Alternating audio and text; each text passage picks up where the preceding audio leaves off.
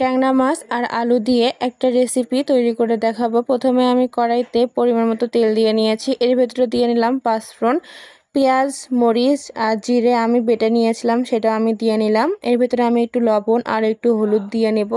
এগুলো দিয়ে ভালোভাবে আমি মশলাটা কষিয়ে নিব। কষিয়ে নেওয়া হয়ে গেলে এর ভেতরে আমি কেটে রাখা এবং পরিষ্কার করে ট্যাংরা মাছ ধুয়ে নিয়েছি, সেগুলো আমি দিয়ে নেব। দিয়ে ভালোভাবে আমি কষিয়ে নেব।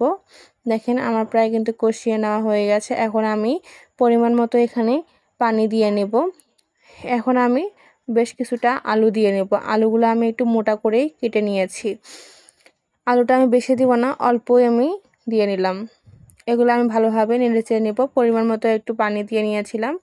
দেখেন আমার কিন্তু তরকারিটা প্রায় কিছুটা হয়ে এসেছে। দেখেন আমার আলুটাও কিন্তু সেদ্ধ হয়ে এসেছে। এখন আমি দিয়ে নিব জিরার গুঁড়া। এখন জিরার গুঁড়া দিয়ে আমি নামিয়ে নিব। দেখেন আমার তরকারিটা কিন্তু প্রায় রান্না করা হয়ে এসেছে। এখন আমি এটা নামিয়ে নিব।